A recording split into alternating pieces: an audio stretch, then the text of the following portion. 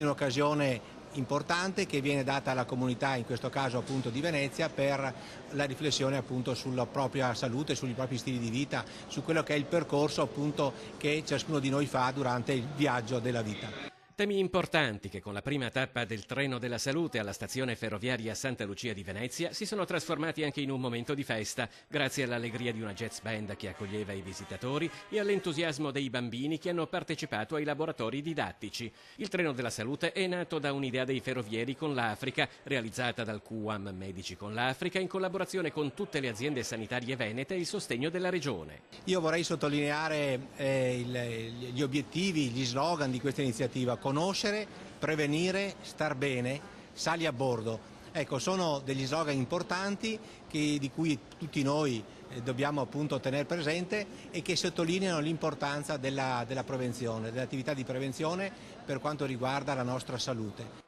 5 vagoni sono allestiti per una visita completa e gratuita che prevede tra l'altro elettrocardiogramma e controllo di pressione, colesterolo e glicemia, altri per illustrare l'attività del QAM in Sierra Leone. Questa è la seconda edizione, continuiamo insieme all'assessore Lanzarin e quindi alla sanità che ha stanziato 80.000 euro per questa iniziativa a promuovere la prevenzione in tutto il Veneto usando anche un mezzo di trasporto che raggiunge direttamente le persone. Il Treno della Salute, che proseguirà per l'appunto nelle stazioni ferroviarie dei principali centri del Veneto, è partito da Venezia, non solo il capoluogo di regione, ma anche una città che non è nuova ad attività di prevenzione in ambito sanitario. Quello della prevenzione è un messaggio che il Comune di Venezia